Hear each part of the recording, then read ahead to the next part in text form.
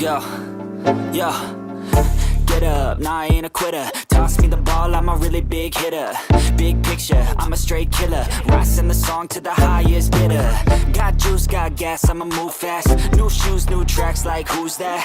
I'm new, come back, better than last. Yeah, it's a new me, never gonna look back. Never gonna look back. Cause damn, I was built to last. You move slow and I move fast. And that's facts.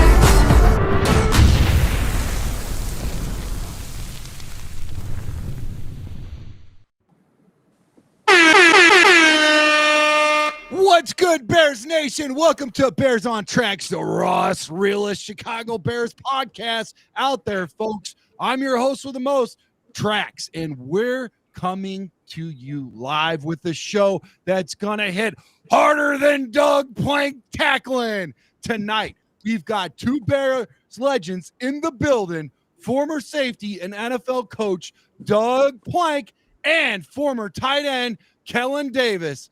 Fellas, what's up? What up, man? How you guys doing? How you doing? Good. You know what though? I just hope, I know we're talking about the Bears tonight. I mean, so many things can happen during the course of the year. I just think, they're due. These guys are literally due for a good season. I know, right? Yeah, absolutely, man. Absolutely. I agree, man. I'm hyped about it. We've got a stacked lineup tonight, man. Big NFL news shaking up the league, and it's all got a Bears angle, man. We're breaking down the Packers cutting Jaire Alexander loose, Nick Chubb landing with the Texans, and the $1 million question, folks, who's the Bears' next running back? Jamal Williams or J.K. Dobbins? My boys, AC and Annie up, and also from Chicago Bears Central, Bobby.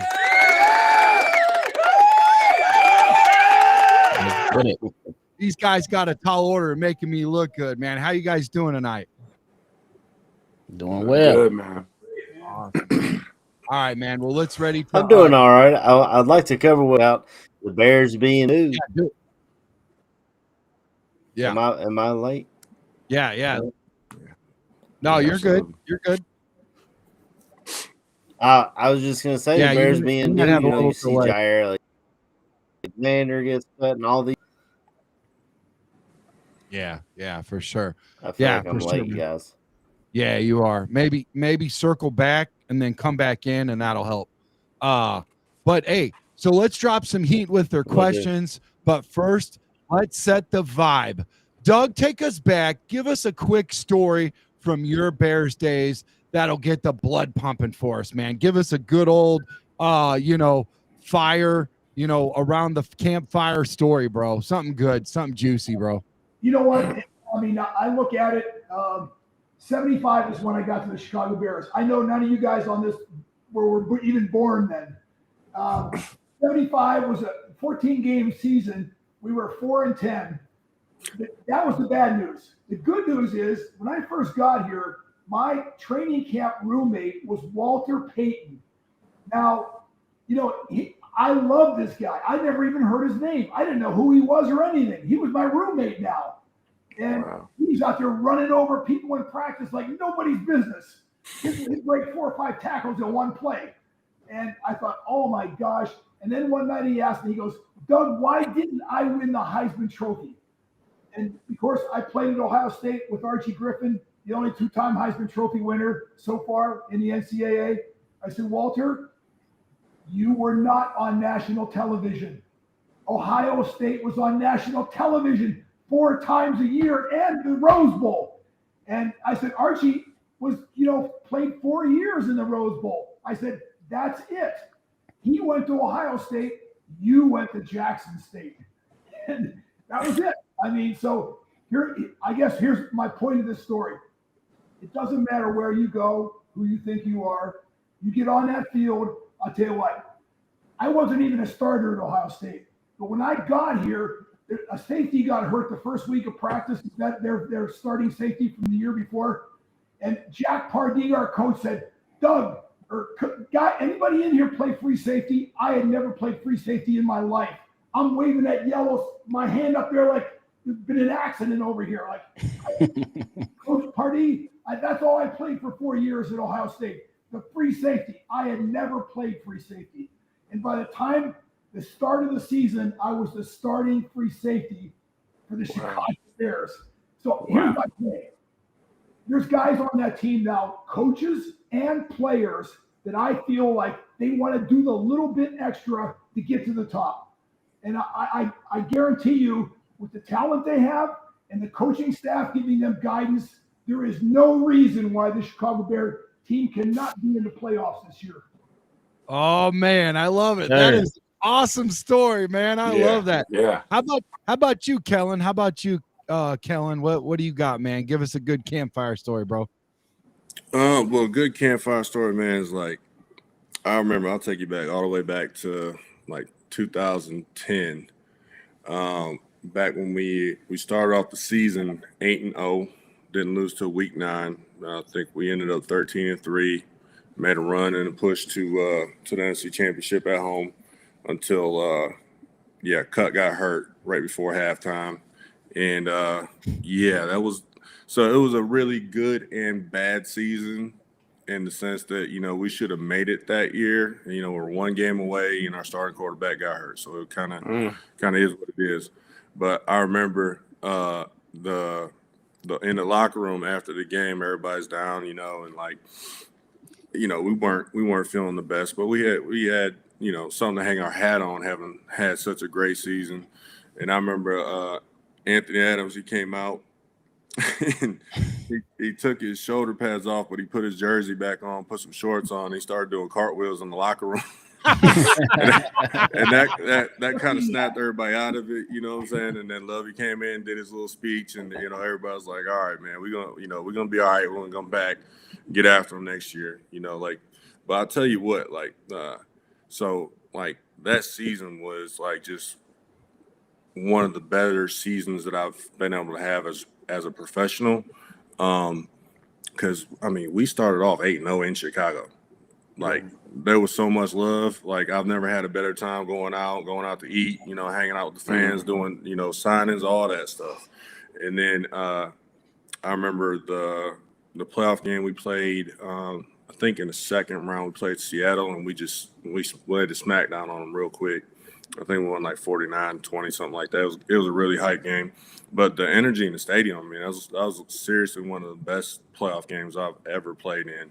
And it was one of those moments where it kind of makes you happy, real happy to be a Chicago Bear. It's a special time, when you get to play there, and it's a special crowd. And then later on, you went to play for Seattle, and I would want to say, if you come around the corner and you just kind of flinch a little bit, they're probably like, "Oh man," So, wow, man, that's an exciting story, both you guys. Ladies and gentlemen, if you're tuning in late, this is Doug Plank. Right beside me, and Kellen Davis, got Bobby in the building from Chicago Bears Central, and Annie Up, one of my very special upcoming co-hosts, man. So this is exciting, guys. But I love that. And hey, Bears fans, buckle up, because we're diving into the chaos, man. So here's the deal, man. I'm gonna sound off with this amazing horn, man. I love this. Everybody loves this horn. It gets us fired up before we kick things off. Oh yeah, man. Now it's about to get real. Okay, when you drop the horn, when Track Talk drops the horn, it's about to go down. So here we go, man. Jaire Alexander. Blah. Let's start with this guy, man. The bombshell up in Green Bay. The Packers just cut two-time Pro Bowler Jaire Alexander. The contract drama, injury woes. They're eating $7.5 million in dead space, but in dead money, but saving $17 million in cap space. This is huge for the NFC North, folks. Doug, you've been in the defensive backfield and coached at the highest levels. What's this mean for the Bears to not have to deal with a guy at his skill set? You know what I mean? Two-time Pro Bowler for the Packers. It's amazing. Football is a team sport. But you know what? There are individuals on other teams that really have a tendency to make a difference in the game. whether you win or lose. And I mentioned Walter Payton earlier in the stories, and oh my God, that was a guy that you had to have on the field. I don't care if it was on offense or defense or whatever. Walter was our leading tackler when Bob Avellini would throw interceptions. Walter Payton would run that guy down like he was Dick Butkus. I mean, smash him, knock his helmet off, fumble many times. It's effort like that on a team that it makes the team totally different. When you see your fellow teammates out there busting their ASS, man, I'll tell you what, you ask yourself, am I letting this team down by the way I'm playing? And it makes you guilty. You feel guilty if you're not giving 100% of the time. And I think that's what's going to make a big difference on this team. You know, and sometimes you even say, like, does talking work? Absolutely, talking works. I'll never forget Mike Ditka the first day he got us together as a team, and he stands up there and says, congratulations, team, because we are going to the Super Bowl. That's the good news. Half of you guys in here aren't going to be here. Oh, you don't deserve to be here. I'll tell you what, Hush came over that crowd, that team, and I'll tell you what, that was the first step in us getting to the Super Bowl. And I was one of those guys that didn't make it. I had a spinal concussion 2 years after Mike came, and I just I had taken his body as far as I could in terms of running into people. And but you know what? It's not just the players. You know, I know we're going to talk about the players today. Man, yeah. That head coach, when Mike Dickey got up there, I'll tell you what, he made all the other coaches I had pale in comparison, including Woody Hayes and everybody else. Because you know what? This man is going to drive us to the Super Bowl, and it was inevitable. Well, we got over 454 in the building, and that was Doug Plank taking us in the Wayback Time Machine back in the days where they just laid the wood, man. And he was talking about freaking spinal stuff and all this crazy, like, hard hits. We got a video we always show, Kellen. But really quickly, before we get more into this, I want to flip it over to the offensive side because Doug touched on it a little bit, you know, with the synergy back and forth, offense, defense, how they can feed off each other and talking, and does words matter? Let's flip it over, man. Let's flip the script over to Kellen on the offensive side. How can the Bears attack the Packers secondary missing their top dog, man? Well, I mean, you get rid of your, one true shutdown corner, it opens a lot of things up, especially for the Bears in the sense that, we've got two really solid receivers out there that can make plays. Both of them could probably be wide receiver ones, and they're on the same team. So you got that kind of matchup issue. And it's like, who are they going to put out there? How good is the next guy? He ain't going to be him. So you have an advantage, on the outside. And I think that's something you can't overlook, especially when you got a guy like him where you have to, coaches are putting in game plans on how to beat him or how to not throw it to his side or get the matchups to the other side of the field to the other corner. Like, the league's all about matchups. Is like, it's like playing chess, 3D chess pretty much. Because everything moves and you don't know what the other person's doing yet until you get on the field and call the play. And so, like, to take that part of the game away on defense is, it's a huge, difference maker. But, it is very simple for the Packers, I think, because they were saying something on SportsCenter or something I was watching, and he had missed something like 40 games in the last 5 seasons. And I think, Doug can jump on this, but the best ability is availability. If you are not on the field, it does not matter how good you are because you're not doing anything. Right. And so, I think that's just why they made the move, because like you said, they opened up 17 in cap, and they can bring somebody else in, hopefully another veteran or something to fill that spot. But they lost somebody good, but they kind of already lost them a little bit due to injuries. And you know what, really quick before Doug piggybacks off that, I want to piggyback really quick, Kellen, something that an alma mater from Michigan State, Jim Miller, said on the show before, that your walking resume is your health. you don't have a resume without health, and that kind of, ties in with what you said. So your best ability is availability. Talk about that, Doug, and why that matters so much. Let me just say this. If Walter Payton had a sore hip, you really want to put that on an injury report for the next week? You're getting ready to play somebody? I mean, come on. We're on defense. We would get that injury report. Guess what? That was a target zones. That's where we were demanding the next week. Look out, man. Oh, his thigh, his ankle, his knee, his shoulder. Okay, I got it. We're going to blow that thing up. Doug's merciless. Merciless. Oh, man.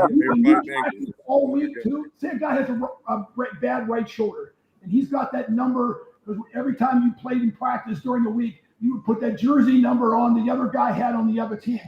And you would imagine every time he got the ball in practice, listen, right shoulder, right shoulder, right shoulder. Guess what? Game time comes around, you just rip it off, man. You just get out there, you're all set, you're loaded, you're locked in.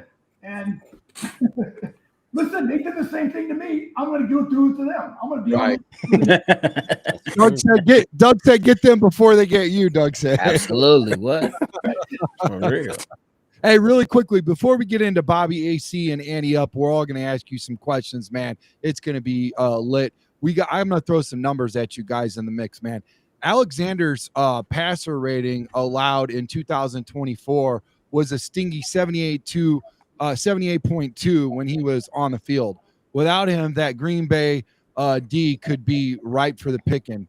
AC got a question for Doug, but before that, let's hear what Bobby's got to ask Doug Plank. Doug, nice to meet you, man. I think we've done some work on here before. It's probably been a while, though, but it's good to meet you. My question for you is pretty much, man, when it comes to the coaching style and just from your outside experience, have you seen or witnessed a situation to where how has it been? So for Ben Johnson, we're expecting him to, one, be the head coach, but also call plays. When it comes to having a support like Dennis Allen, who was a former head coach, now be the DC, what type of support do you think that'll bring Ben Johnson? Wow, good question. You know what? I think you just mentioned two coaches that I think that are excellent coaches. I've never had to directly play against them, but I've watched them. I think they have great game plans. They put together, they have great, the other thing is you have to have a great rapport with your players. I coached in the NFL and college. The more that you can establish a relationship between your players, I'm not saying like friends, you're going out to dinner and all that kind of stuff. No, you're just respecting each other and you let each other know each day, the effort that's being made, the execution of those plays, it makes a huge difference. And just like I mentioned before, when Mike Ditka gets up there, man, there's a pin that can drop in that room when he's talking. Everybody is hanging on every single word. And you know what I like about this coaching staff? They've come into situations where there's been teams that have not done very well, losing records. They know how to bring the team up, but also give them information to win games, and trust and believe in them.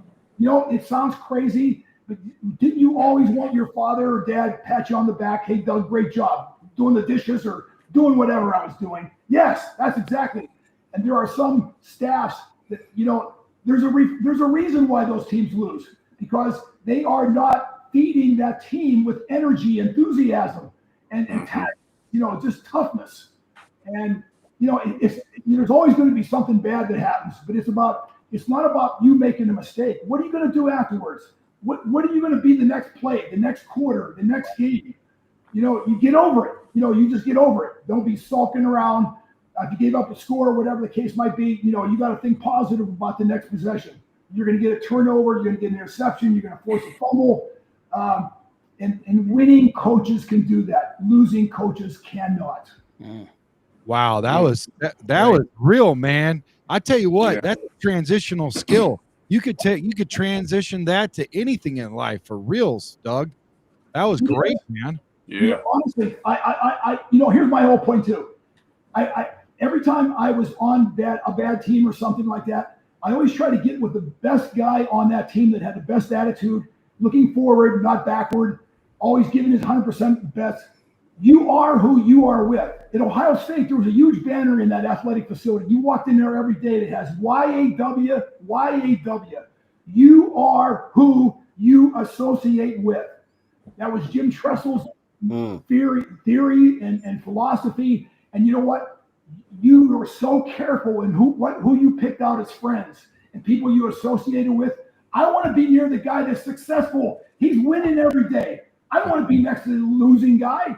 You know, it might be a cousin, it might be a relative, whatever. Don't even talk to them. You know, I would just say, hi, everybody. I'm busy. I got no time to talk with you. I only wanted to be around positive, energetic people that believed whatever the situation was, you had a chance to win. And, you know, that happened so many times in games that I played with Chicago. Man, I'm thinking, I don't know how we're going to win this game, but I know we're going to win it. And something happened in the last minute, miraculous, that that hasn't happened the last couple of years. Yeah. You know, I love this staff, though. I think this staff is going to take this team, however wretched they think it is when they got a hold of it, and they're going to turn it into something. Because you know what? They've done it before. These are the same coaches that turned this Lions team around. And listen, that was not an easy assignment. No. You can walk into a place. You know what? Even the people that work there, the janitor has a bad attitude. You know, I'm telling you, everybody in the building like that, you go into these losing philosophies, these teams, man, oh man, it's amazing how fast you can turn that around. But you've got to pick the right guy, and I think we got the right guy. Man, I tell you what, that was awesome. Kellen, you could speak a little bit about those Lions too. What Doug was saying, that whole culture change and everything through all of that. What is that like, man? When they go from like worst to first, man, and they just look so good year in and year out now. I mean, like personally, like I had one losing season in my 9 years. It was horrible. It was terrible. I was not happy with the losing, and it was kind of like I wouldn't say a top-down mentality, like, you know, when we started losing games, but it is. I think it comes down to like the whole leadership aspect of being, you know, like a leader of men as opposed to, you know, leading men. There's a difference between like a good team and a great team as far as leadership goes when it comes to like giving a team marching orders and telling people what to do, making sure they're on time, making sure they know their assignment and stuff, and like that is a lot different than what the really good coaches do, in my opinion, which is they create leaders within the team and they inspire people to believe in the process and in the direction that the team's moving. Yeah. And when everybody's pulling, it's just like, you know, in the workplace or anything else, no matter what you're doing, it's like when everybody's pointing in the same direction or rowing in the same direction in the boat, you go a lot faster and you can do a lot more with the boat. And so it's like I've seen that, you know, on the not so great end, and I've seen that on the really high end of successful teams. And that one thing is kind of really consistent with the really good teams is that the leadership puts in a culture, and that culture filters down through the whole team, and they get the guys that come in, no matter as long as they can play and they got some ability, they will. It doesn't matter who's in that spot because all the guys are believing and working towards the same goal. Like, I mean, no question, all the same language going from the top, from the head coach down. Everybody's speaking the same. Everybody's moving in the same direction. And, like, that's how you really build a team and a culture. And I think that's what they were able to do in Detroit. And, you know, I think nobody saw it except for Dan Campbell and, you know, Ben and them. They didn't see the vision because, you know, it was the Lions. Yeah. And the Lions weren't very good for a very long time. And it's, you know, it's tough to overcome that. Yeah, but then, you know, once you get in there, spend a couple of years, they get in there, they get the players they want, they start changing the culture, and before you know it, they're winning games consistently. You know, they're a threat, and that's a big difference. But it depends on the type of guys that are in your locker room too. Man, all it takes is a little spark, man. I like what you just said, Kellen. We got a good group here with us too to unpack a lot of questions. Bobby, thank you so much for your first one, man. That was awesome. AC's up next, and then Annie up. What you got, AC? Yeah, I just at first I just want to say, Doug Plank, I love being on here with you. You're an idol to all Bears fans, and what you said about who you associate yourself with, that's not only a lesson on the football field. That's I have a 14-year-old son Yes. that I feel like that's something I would need to instill into them as well. You are who you hang out with is what my dad always said, and I assume that's basically the same thing. And Kellen, I loved how you talked about leadership trickling down from the top. When Dan Campbell first came out and he's talking about biting kneecaps, everyone's looking at this dude like, what is this crazy man talking about? But now, like last year, I was watching the Lions and I kept telling my wife, man, I'm so jealous of what they have built there in Detroit. And you hate to hear it as Bears fans, but they have built, they're hoping sustained success. Mm-hmm. We're hoping pulling their offensive coordinator to us, the defensive coordinator going somewhere else, and the center retiring at the, just recently. We're hoping that they fall back a little bit. But Doug, I wanted to ask you because Trax broke down the numbers about Jaire Alexander's number on the field and when he is on the field. How dramatically offensively, how can they take advantage? And then as a defense for the Packers, how do you think, or what do you think their plan is? You know what's fun? And nobody really knows this, but when you have an exchange between a player in your division, let's say from the Green Bay to Chicago or Chicago to Green Bay or Detroit or whatever, how do you think those guys feel when they're being let go by that team? You think they go, yeah, I can't wait till I go to this new team? No, they're angry. They are off. They are ticked off, and they're ready to knock somebody down. And ever they might have played that last year in that team, they're a changed person now. Now if athletically they can do it, you are going to get their best 100% every game because you know what? They have something to prove. When I got the Chicago Bears, I sat on the bench at Ohio State. I played 5 games because somebody else got hurt. I was the next man up. Do you think I had a chip on my shoulder? No, I had a log on my shoulder. And when I got here as a 12th round draft pick with the Bears, I go, I'm going to start the first day. Now, unfortunately, I tried to tackle Walter the first day. That didn't work out very well. Everybody else went down, though. I knocked everybody else down. Guards pulling, you name it. And just showing the coaches that you care. You do care because you're going to give 100% of the time. They're going to stick you on the field. And like I said, they had 6 preseason games back then. At the end of those 6 games, I was the starting free safety after being drafted in the 12th round.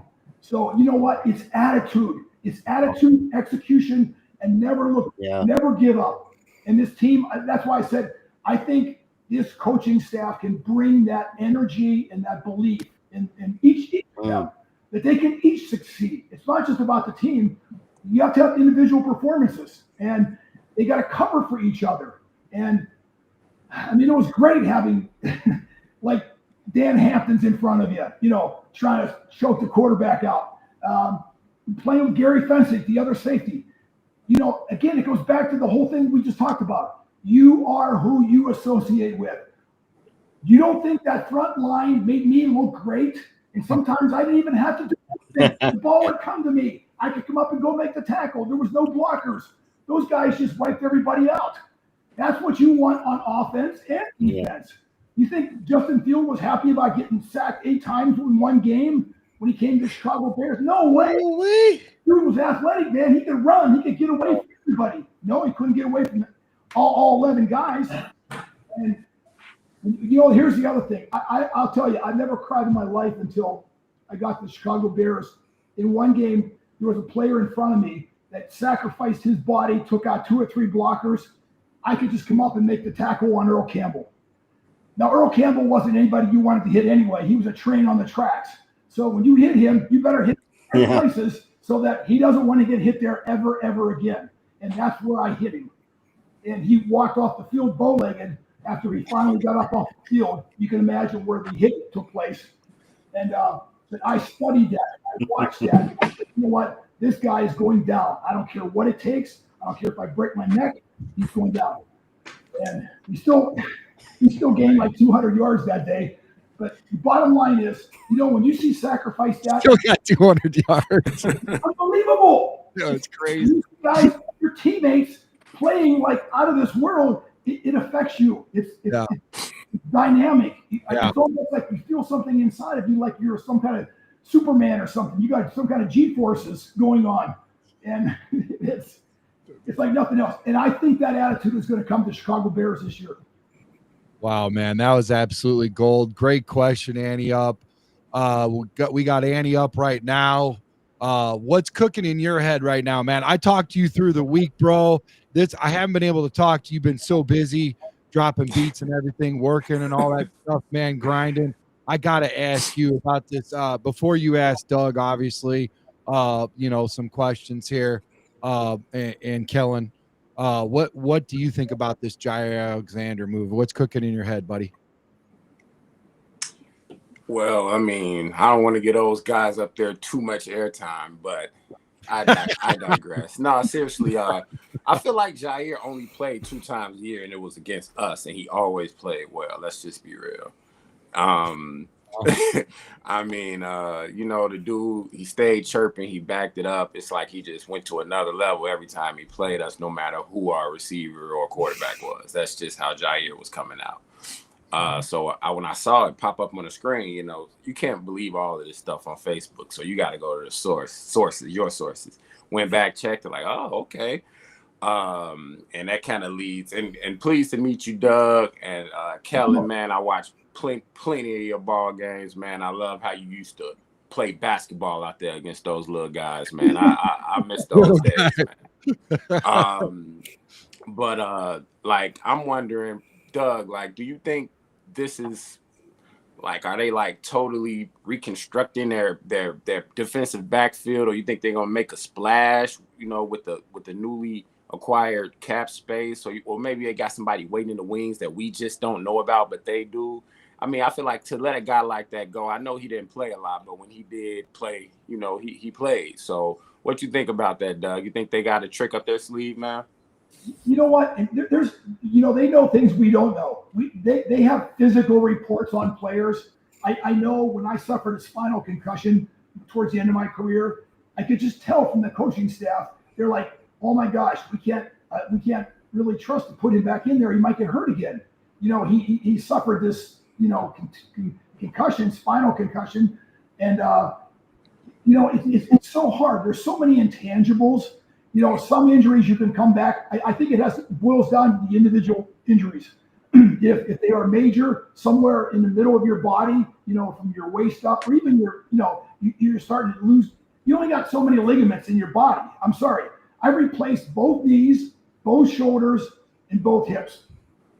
And that just gives you an idea of what 100 tackles a year will usually do for you. After you're done, you're done. That's crazy. Nothing left. And Doug, what's your famous saying? What's your famous saying about you leading tackles as a safety? What's your defense look like if the safety leads in tackles, bro? You know what? And no one wanted to hear this. Alan Page came on our team from the Minnesota Vikings, the all-time All-Pro or something. He used to always complain about me hitting him in the back of the legs. I go, well, listen, I got to tackle somebody. And you keep getting in the hole, Alan. I come up to make the tackle. You're in the hole. I said, why don't you make the tackle? And the bottom line is, you have to have a relationship and production from literally everybody on the field. There can't be any weak links. What we used to do is the weakest offensive lineman, we would go get like a Dan Hampton and put him over top of that guy. We said, we're looking for Susie. Susie's somewhere on that line. That wasn't a trans name or anything. But somebody on that line, it just wasn't a good blocker. Dan Hampton's going to be in front of the person the whole game. Guess what? Our best against their worst. And you look for those matchups every single week. And you watch film and you study the receivers, the same thing. The ends, it goes right down the line. Running backs, I mean, you know when those guys are on the field, everybody has to be aware of it. What's going to happen? And, there's nothing like doing your homework too. Free safety, I learned a lot of lessons about where sweeps are going just by watching the guards and center, whether they're leaning forward, whether it's going to be a pass or a run, whether they're leaning back, it's going to probably be a pass. If one guard is leaning forward and the other one's leaning back, that guy is going to pull and run a sweep to that other side. The other guy's going to fire out. I learned all this on my own watching end zone film from the end zone. And you get all 11 guys right in front of you, and you can see all the splits, guys that are leaning forward, leaning back. I mean, that's why Mike Singletary, when I left because of injury with the 46 defense, Mike came in and took my spot at middle linebacker. He was calling out the plays before they ever happened, just by looking at the line. Wow.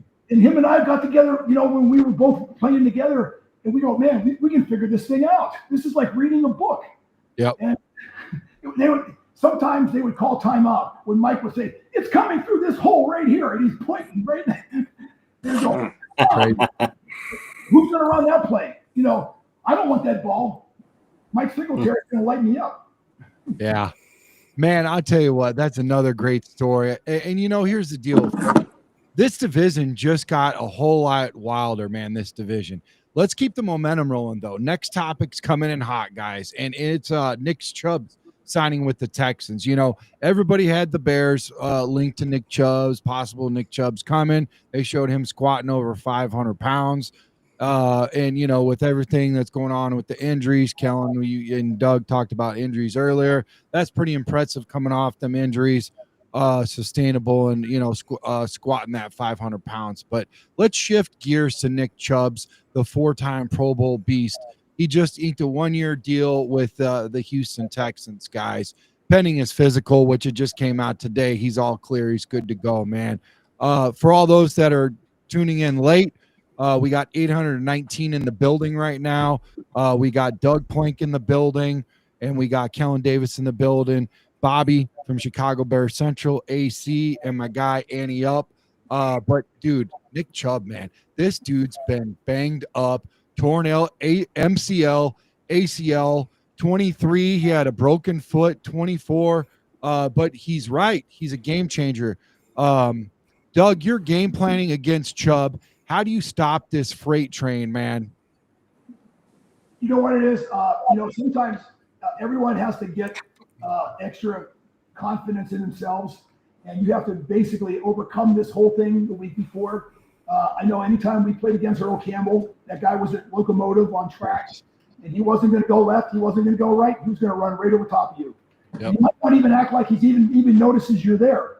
Like I said, you have to pick out certain areas of his body that you can get him on the ground. It's not hitting him above the waist. I'll tell you that right now. Right. He's going to run over you. I saw him run over more linebackers. I saw him knock 4 linebackers down in one game playing against the Rams. He just, boom, they went backwards on their back. I go, okay, that's something I don't want to do. I want to go much lower than that. I'm not, forget about hitting him in his chest or whatever. So you have to make judicious decisions, especially if you want to survive in this league. It's hard after you've had one injury, a serious injury, let's say a couple concussions. It's hard to really keep sticking your head in there because you know what? You only got so many brain cells, and when they're gone, they're gone. Same thing with your neck, shoulders, and all that sort of thing. So I just try to spread it out, take them at the knees, hit them in the ankles, any way I could. If I came in as a secondary defensive player, I'm trying to strip the ball. If I'm not the primary tackler, if I'm a secondary guy, it's all about the ball. And I used to practice that every practice. So it just came natural. In a game, you don't even think. Your body's just going around because you practice what you're preaching Monday, Tuesday, Wednesday, Thursday, Friday.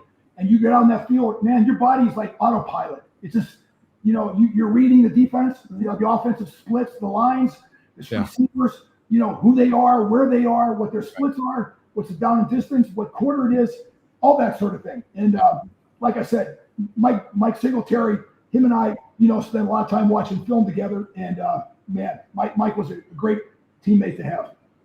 Wow. You know what? That was an absolute clinic right there. Love you too, son. Thanks for tuning in, buddy. Kellen, let's flip the script, man. How can the Bears offensive steal some of Chubb's magic for our own ground game? What do you see in him that we could use with the running backs that we got right now? I mean, Wait, I got a question before that. So What? he's talking about Earl Campbell, and if I can remember correctly, I think you're actually bigger than Earl Campbell, which is like crazy, dude. Have you seen that? Annie, up, you were talking earlier about when he played ball. This guy's got muscles on muscles, bro. I mean, and as tall as he is, he's like a freaking cheat code. But I want to say that you're bigger than Earl Campbell, bro. The height and everything, the muscles, all that, maybe even the weight too. It was crazy, man. But yeah, what can we do about the Nick Chubb? Like how can we use that to help us? I mean, you miss out on what you miss out on, man. They turned it down, or he turned it down. However that went and played out. Yeah. But like the running, I mean, I feel like the running backs current, are more than decent. I've always liked Swift. I think he's a 3-down back who's actually a threat in the passing game, and I've always liked his game, even long before he came to Chicago. So like they got pieces back there. It's going to be interesting to see. It's real early, so it's going to be interesting to see if they do make some moves. Later on down the line, and here in the off season, but I think you had told me earlier that J.K. Dobbs is still available. I like his game too, especially when he was with Baltimore. If he can stay healthy, and he's a game changer back there too. He's not a home run hitter, but he's in between the tackles, gets you 20, 30 yards on the carry. So I think he's somebody maybe that they should try to look at, take a serious look at, and maybe do kind of like actually like Detroit does, like kind of running back by committee. They got two really good backs, and they use both of them about 50% of the time. They do a little different stuff, but the effect is still the same of having one really good back, and they get rested. So I think that's kind of the way a lot of the league is moving too, with kind of distributing that load of that workload. Because I mean, it's just kind of like looking at Chubb too, because he was the workhorse in Cleveland. Like he was getting every carry because he was, a home run hitter, usually between tackles. He had all that stuff. But that takes a toll on you, like every hit counts, and it might not add up right away, but eventually it slows you down a little bit. So I'm hoping he can come back and have a good season, especially coming off, a series of tough injuries like that. But yeah, I mean, I think we'll be okay in the backfield for sure. I love hearing that, man. So check this out, man. Check out Chubb's career yards, man. His yards per carry sits at 5.2, which is pretty impressive. But last year he posted his post injury, he dipped down to 3.3. Still a top tier back. AC, what's your gut say, man?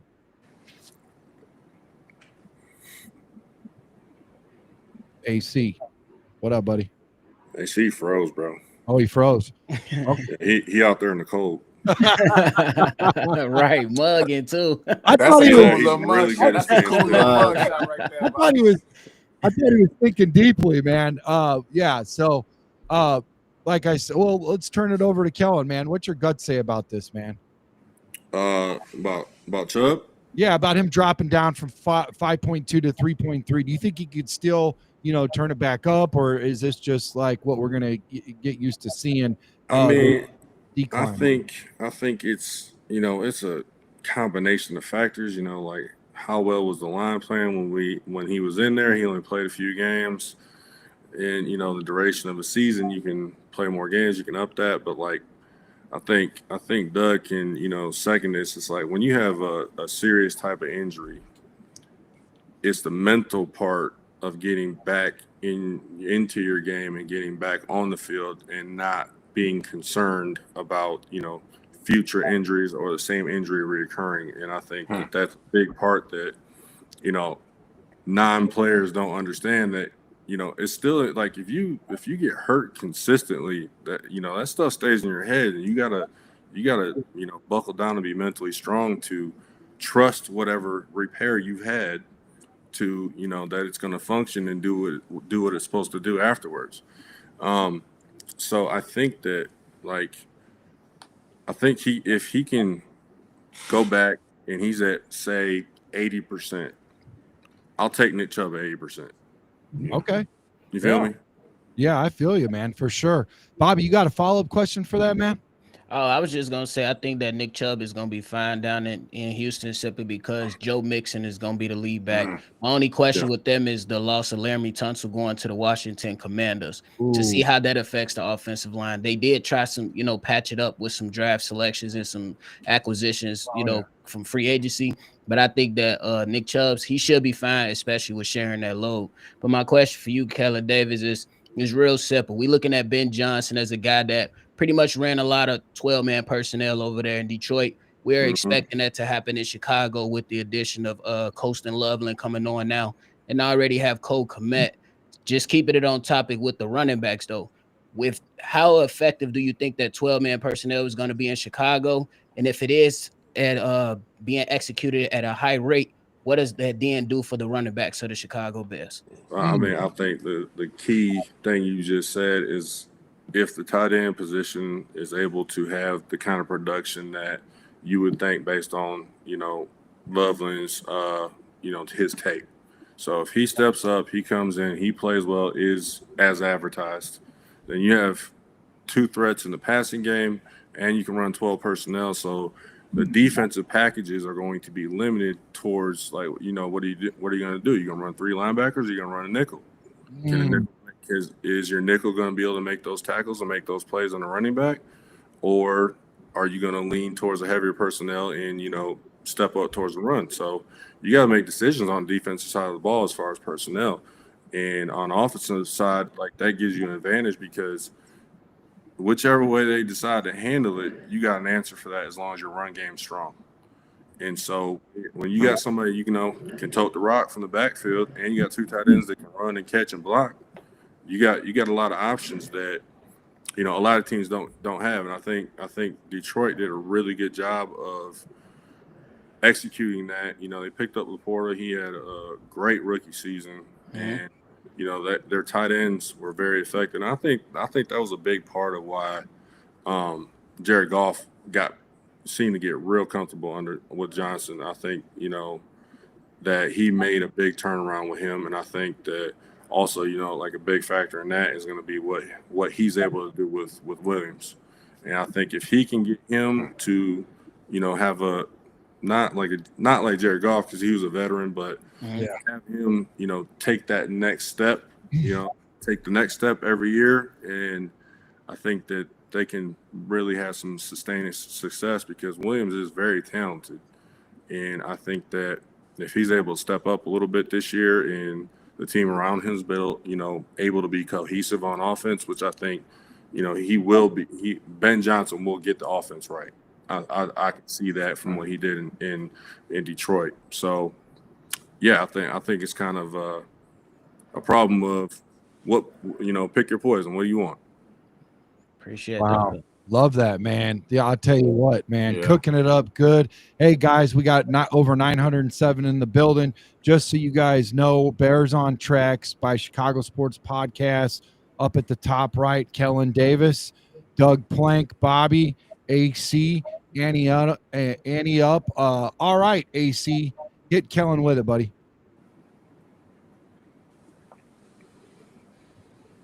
Well, I think I'm not frozen froze anymore. again? I'm not sure what's wrong with my connection tonight. Can you guys hear? Yeah, we What can is hear you. on? Okay. Yeah. Yep. Good. Okay. Well, I completely threw me off, man. Can you else give me a second? Yeah. Yep. Annie up. What's up, buddy? All right, so I'm thinking Kellen did a good job of kind of answering that question as far as the 12 set and how the tight ends, dual tight ends will affect defenses. But like, what about how do if you're changing your defense up to stop like two talented tight ends and pass catchers at that, and like you said, we got a guy that can tote the rock in the back. That really puts pressure on defenses. But if you got guys who the league plays more nickel now than ever before. So with that being said, I'm thinking like if these guys, if Loveland is what we think he is, and we've seen what Komet can do, how much pressure would that like put on these dudes to, like you say, pick their poison? Because these guys are big dudes, man, like big fast. Well, Loveland's really fast. Komet can move a little bit, but Loveland's super fast. But like I think that's putting the pressure on those dudes. So like if you come nickel with these dudes, you better have some beast at that nickel. But you better have a Kyler Gordon over there or something who's gonna go get it. Everybody doesn't have a Kyler, so I'm thinking, you know, with the two tight ends we got, we should put some pressure on these dudes this year, man. Especially in our division, because we don't have a bunch of great nickel corners and from the Vikings, clearly not the Green Bay Packers right now, and I don't even know the corners of the Lions right now. So I'm thinking, yeah, I like the idea of that. What about you, Kellen? Like what he's piggyback off of what he just said. Have you ever been a part of a situation where you've been, you know, with two tight ends and everything, been able to still cook? Because I know right away, you know, it sounded like Cole Kmet was a little nervous, like, oh, hey, what are we doing? You know, you go out and get Colson Loveland first round, and then ring, Ben Johnson calls up, hey, this is what we got. We're going to do the 12. I guess it's like with the Lions is like 32% or something, which is actually pretty high that they're going to run the 12, you know? Yeah. So, Kellen, talk a little bit about that, what that is to you as far as a tight end, what you see there, and have you ever been a part of that where, you know, there was two really good tight ends in the building, you both were able to cook to kind of like help people out there who are still trying to like, hey, man, did we pick the right guy in the first round? Could have we went and got a different position because we already got Cole Kmet in the building, you know? Well, I mean, that's a think tank up in the front office because they just paid Cole. So Cole should feel, you know, relatively good about his position, but they did take somebody in the first round. So if you were the starter somewhere and they take a kid in the first round, I think that makes you think, you know, a little bit about what they think about you. So, you know, like from that angle, I can see where he's kind of like, you know, in his head and seeing how things are going to go, because he went from being, you know, like the be-it-all starter for sure to, you know, maybe that's in question, you know, with this new kid coming in. So, you know, he's kind of, if I was him, I'd be like in full-on compete mode to make sure I came out on top of everything. You know, even if they're going to run two tight ends in, you know, like a heavy package, like say they're running like 40% of the time, that's, you know, that's not a big deal because you're still in the game. But if he gives up that starting spot to, you know, the first rounder, then that means he's cutting his play time from 100% to 40-ish. Wow. Okay. You know, so that's a big difference in paychecks and, you know, performance bonus and all kinds of stuff that comes along with that. But like, yeah, I mean, like just kind of like Andy talked about, you know, like just the being able to select what you're going to want to dictate to the defense and what you're going to do is you got to have the complement in the backfield. Like you got to have the guys that can make the plays against the nickels. Like you like it's a completely complementary thing. Like you can't just be pass heavy with two tight ends. You can't just be run heavy all the time. So it's, you know, it's that dual threat of like, if you do this, we're going to do this, and we're going to be good at both. Absolutely. It looks like AC's back in the building. AC, are you with us, brother?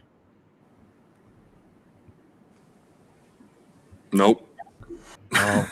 I think so. I thought I was last time. About a 12-second delay. That's okay. Just get your question out. Just get your question out. It'll be 12 seconds. All right. Kellen, with the Nick Chubb signing in Houston, I know you talked to J.K. Dobbins already, but what do you think this does for the Bears as far as if they're looking to add to the running back room? does this have some sort of ripple effect for our Chicago Bears, or do you think they're good? I don't know. I mean, I think we'll be more than okay in the backfield, but I think at the running back position in general in the league, everybody's looking to upgrade or add. I don't think you can have too many good backs in the backfield, especially with, just the general injury rate with backs just like Chubb. Like the Bears could have looked at him and said, with his injury history, he's a risk, as opposed to, do we sign him or do we take somebody who's almost as good, who's going to stay healthy for the season? Those, you kind of weighing your options at that point. And obviously the teams know far more about his, physical situation than anybody else does. And so I think that the effect of that is he's probably the riskiest / reward, player that was on the board, because if he goes back to true form, he's a game changer. If he doesn't, then he's a liability. So it's like, it's a tough spot to be in. So I think that may be why that, didn't come together for either side. But I mean, I think, like I said, I think Dobbins is a really solid back, and I think he would be a good addition to like any backfield as, the two or the second or the third back. And, like it's still very early. So you're going to see some moves being made by other teams and potentially have some other good backs out there that, maybe later on down the road, that's something that they're counting on or, waiting to see. I love that, man. And you know what? That ties right into our next debate, man, talking about the Bears running backs. So here's the deal. Running back options are Jamal Williams versus J.K. Dobbins. Here's a little debate we got here. Here's where it gets personal, guys. Bears fans, who's our next running back one? Jamal Williams or J.K. Dobbins? I've got the tail of the tape, and here's where the numbers lie, guys. Jamal Williams, 29, 7 seasons, 6 foot, 223 pounds, worked with the Bears head coach Ben Johnson in Detroit and New Orleans. Tough as nails, great locker room guy, career yards per carry, 4 yards per carry, 1,066 yards, 17 tutties in 2022 with the Lions. J.K. Dobbins, 26 years old, so a little younger, 4 seasons, 5'10", 219 pounds, bounced back in 24 with the Chargers, 905 yards, 9 touchdowns. Explosive as hell, guys. 5.2 yards per carry. Doug, you faced backs like these. Who'd you hate to see lining up against you, Doug? Physically, the Walter Paytons and Earl Campbells of the world, you don't want to see those guys 2 weeks in a row. Here's the biggest challenge I had was to go against very light, fast running backs that came out of the backfield, that got into a split situation. They came out where they were in a receiver or a one and one on a tight end. They were running out in the open. And I think the way football has gone over the last few years, it's a wide open passing game now. It's spread the field. It isn't about Earl Campbell's anymore, smash mouth. It's about, picking up big yards. Look at Kansas City. But you know what? Look at what they've done. They have an unbelievable quarterback that can run and throw with either hand, left side, right side. They got great tight ends. They got great receivers. They have consistent linemen that don't get injured. They show up every week. They make the job done. And the other thing is, when I watch that team before the snap of the ball, they're always doing something. They're shifting. They're running motion. You know what that's for? Determining what the defense is in. These teams that just line up with 2 tight ends that don't do anything and they don't have any motions or anything. No, listen. Somebody on that defense is not going to make the right call at the right time. All you need are 2 or 3 plays like that in a game, and you can win the game on a mental error. So why would you always be contesting the defense by movement, by shifting, throwing different personnel at them? You want matchups. The moment you get a matchup in a game, I'm telling you, we had automatic checkoffs in calls, not on defense, but on offense. If they got the right matchup they wanted on a defensive back and a wide receiver, bam, that ball was going deep to that receiver. And, so that's where coaching comes in. Some of the coaches, I'm sorry, they don't want to get into that. They don't even want to try to plan it because it takes a lot of thought and processing and game planning. Let's just call that off tackle run again. You know what? Doesn't work. And I really despise playing against the more sophisticated offenses in the National Football League. Anything sounds sophisticated right now with what we saw the last few years. And, Kellen Davis's buddy Olin, it's his birthday today. We had him live at Bridges Scoreboard about a year or two ago. Oh, you get my age, man. It all runs together. It might have been a couple days. No, it was at least a year ago. But I had him. He was pounding the table. It was a great theatrical interview. It was awesome, man. But here's the deal. He told me, everybody that was there, he said that if the Bears run left, they do a better job in getting better yards at that time, right? And he goes, right now they're just running plays just to run plays, draw up the middle or right or whatever. They really didn't do too well, but I really feel like that's going to change. And I was looking at Williams, Annie, up, and I was a little excited because he has that connection with Ben Johnson. You know how us fans always like to connect everything together and make it work and just voila, like mom's soup, put it all together, make something happen, But Williams was a stud under Johnson's regime in 2022. But last year, man, with the Saints, he barely cracked 164 yards in 14 games. Well, after listening to Kellen Davis and Doug Plank here, coming off of a big fresh year with Dobbins. Annie, up, who are you riding with between these two, Williams or Dobbins, bro? I've been pounding the table for Dobbins since I've been on here, bro.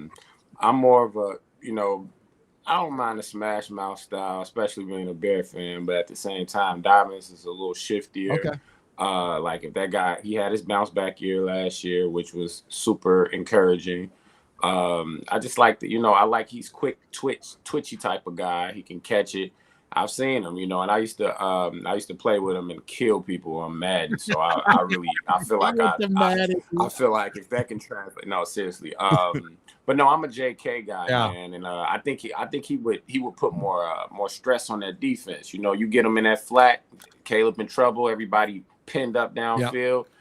Get him on a wheel route or something, make a couple guys miss, and he's off to the races. So I go Dobbins, man. Man, I tell you what, Bobby, I got to go ahead and ask Doug or Kellen Davis a question after this, but I got to follow up. I got to ask Doug this. The difference between shiftiness, you got the thunder and the lightning, these different styles that challenge defenses differently. How do you adapt to that when all of a sudden you see a big old guy like a Brandon Jacobs or something, and then next thing you know, you got Jamal Charles coming in, hot with that speed, you know what I'm saying? How do you change from like speed to power back as far as tackling in your, scheme? You know what? Good question. Yeah, I was going to say, hitting a power back, oh my gosh, it's like hitting a train, like a locomotive. I mean, you may get him on the ground, but he's going to do damage to you. You may not know who you are by the time you get up on your feet or where you're at. I can take that. Saying that, I would much rather have that happen to me than try to get somebody that can so agile and fast and accelerates and can catch. I don't want to be anywhere near that guy because I spend most of my time in the weight room trying to get strong and tackling guys that have 30-inch thighs. When you get these little guys that are fast and quick, again, I hate to keep coming back to the Chiefs, but I think they hit something with that offense. They're throwing that ball down the field, and they're putting it in the hands of guys that are fast, quick, can change direction, and they got a good tight end. You can't be a one-horse pony anymore. You've got to be able to do a lot of different things, and a lot of defenses get them out of position, and then you come with that speed and that quickness. They can't handle it. Bobby, you're on deck, buddy. All right, so I'm looking at the way that Dennis Allen pretty much down in New Orleans used Alontae Taylor last season pretty much as that nickel corner who can, absolutely get like some of the blitzes that Dennis Allen was sending with Alontae Taylor was ridiculous, even utilizing him as like that third linebacker per se.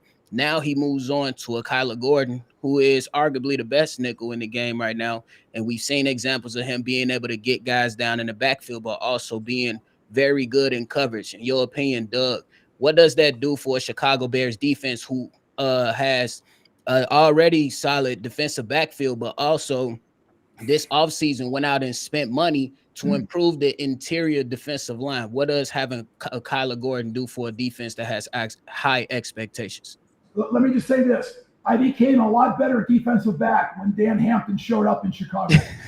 and great linemen, you know what? They make me look good. The quarterback doesn't have any time. He's got to get rid of the ball. He's throwing it bad. He's throwing it in front of your face. I mean, on the other hand, if you got a pass rush that is non-existent, they're just faking like they're trying to run, and they get tied up the first couple steps, and you're back there 5, 6, 7, 8. You know what? You're afraid to even break on the ball because what if they still have the ball after 10 seconds? Right. It's going to be a touchdown. So you have to play so safe. You got to keep backing up, especially at the free safety position. And, because the ball gets thrown down the field. I mean, that's why I say your defensive backs, running backs, quarterbacks are only as good as their line. That line can be the difference between whether you're a Pro Bowl player or you're going to get yourself cut the next week. Because if you're an aggressive player, either on offense or defense, you got no line that's going to block anybody. You got a defensive line that's not going to make any sacks. You're in trouble. A double move on a pass pattern, you're beat. And unless you tackle the guy, that's about the only defense I could think of with a poor defensive line. Gotcha. Wow, that was good, man. That was deep. Guys, we're in the home stretch right now. We got 998 in the building. We're about ready to crack 1K with Kellen Davis, Doug Plank, and Bobby must travel really well, man. AC, Annie up. That's the horn, guys. You know what time it is, man. Let's go. So we're in the home stretch, guys, and now it's time for Annie up and Bobby to unload on their big questions. Annie up, kick things off, man. What do you got for Kellen Davis, buddy? Kellen, how do you see from when you played with us and the things you've seen over the years, man, and with the top 10 guy we got and with the solid guy who's produced in the league already in Komet, how do you see the tight end position evolving within the city of Chicago as far as the Bears fan perspective is concerned? I mean, I think they should get every ball, every last one of them.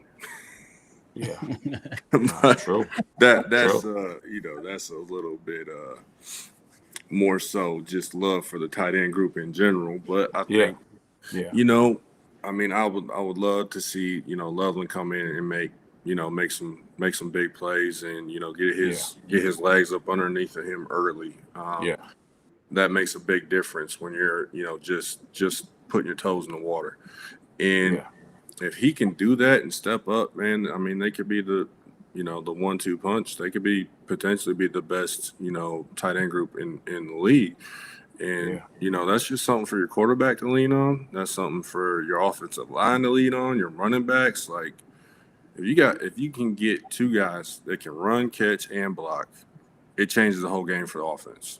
And it changes the game for every defense you play against. Because essentially, if you go run 12 personnel and you got two guys that can block, you got an extra guy. Like just bar none, like just numbers wise, you have an extra blocker out there, that can help your running back get free.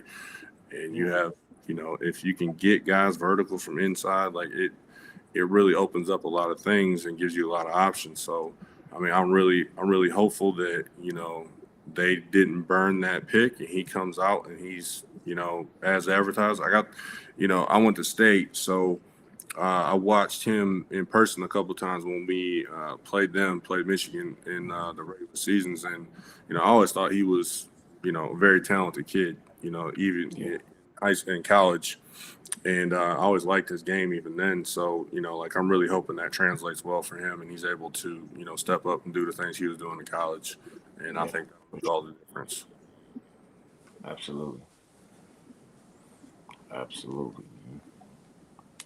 Let me just You go got ahead. Bobby. Yeah, go ahead. Oh, okay. Cool. Kelly, so we know Ben Johnson new to the city. Definitely bringing in a new system. They already kind of started working on installments and stuff. But once the season rolls around, typically from your experience, and I know it's different for every situation. But typically, like on average, how long does it typically take for an offense to get rolling with the playbook to where that comes to where they can become a cohesive unit? Or is that all based up on the unit itself, or does that take 5 weeks, 6 weeks, 10 weeks? Can you answer that for us? No, man. So my 5 years in Chicago, I had 4 offensive coordinators. Hey, shout out to So, you. yes, it Caleb. was I had to be adjustable. Okay. It's a very different looks. Why? I remember my first couple of seasons I was out there and we had who was it? Ron. We had Ron out there and the tight ends in the group, bro. It was absolutely insane. I didn't, I was fresh in, so I didn't know how all the other league offenses go. But we had different hot routes for the tight end on depending on protection, depending on personnel. And I'm just out there man, in college, bro, all we did was look. That was it. So, you all up in protections and all this stuff, who's got who, and I was just man, it's a lot. And so on that end, that was tough to get used to. And then after that, we brought in who was after that? Mike Martz. And just like Doug was saying, he hated playing against the offenses that moved guys and did all that stuff. Man, I was in motion every damn play. Bro, you know why offensive players don't like to do it? It's annoying and it's tiring. When I got to run 20 yards before the snap, bro, it's not a great look for 60, 70 plays. Come on, Doug. All right. But it's I think it takes some really I think as an offense to really get it, you got to keep a core group of guys, and it's that second year that really shows the fruit of the labor. I think that's kind of the benchmark for when you see Ben Johnson's a really good offensive coordinator, so I think he's a step ahead of most other offensive coordinators because of how successful he was able to be in Detroit. But I think he be able to implement his scheme and get guys to buy in and, execute at a high level. But I think year 2, when the offense comes around, I think you will see something special. Now, Chicago fans, they impatient. Yeah, I know. We don't like to wait. I'm not saying they're not going to get right away. But, I guess what I was kind of saying earlier is, it depends on the complexity of the system too. Absolutely. So say you got Loveland coming in and the tight ends are asked to do a lot of stuff pre-snap, mentally and stuff like that. It depends on him how, whether they're going to be able to run 2 tight ends if he can, understand the packages and execute. So it's not just the scheme; it's who you got running the scheme on the mental aspect of the offensive game. Appreciate that. Yeah, for sure. Absolutely. Man, I'll tell you what, you guys brought it tonight. Let's wrap this up with some big takeaways. So Jaire Alexander exit could mean open season against the Packers secondary. Bears got to pounce on that, guys, right? And what's crazy is we're going to actually play so we were going to play Nick Chubbs if he was with the Browns, but now he X's out to the Texans. I don't think we cross paths, but it is a wake-up call for sure. Here's the deal, man. Williams versus Dobbins, it's grit versus flash. Either way, the Bears need a dog in that backfield. I'm rolling with Dobbins if it happens. If not, I'm kind of with Kellen. I think we got the right guys and we'll be all right either way. Doug Kellen, you all are the real deal, man. You're everything that we could have hoped for. We're so excited and so blessed to have you in the building. Thank you for dropping bombs with us. AC, Annie up. I'll tell you what, and Bobby, man, especially, you travel well, buddy, and you got some great questions. Always a pleasure, man. Bears fans, hit us up next week. We're previewing the preseason opener and more. Bear down, guys, man. And you guys got anything else in closing? Any pleasantries? Anybody want to say anything before we head out? Kellen, I want to compliment you. Every motion guy, we used to call it decoys. They were a decoy. We never covered that guy. We were successful. You know, certain things never change. Be like that sometimes. But hey, it was a great thanks, Brandon, for bringing me on. Shout out to you, Kellen and Doug. It was great talking to you, and Annie up and AC. It was good being with y'all as well. Thanks for having me. Yeah, for sure, Man, Thanks for having me. same. Great to meet you, Doug. Kellen, great to meet you. Bobby, love what y'all doing over there, bro. I check y'all Appreciate out all it, the brother. time. It's a great time, man. I hope to get in these rooms with you guys again. And man, bear down, guys. Man, I'll tell you what, guys. This Bears on Track show was at its best. It was a banger, absolute banger. Until next time, Chi-Town up, bear down. Love you guys. Bear down. Let's get it, fellas. I need everything you got. 4 quarters of domination. Play like anyone that ever doubted you is sitting in the stands right now. Play for the man standing next to you.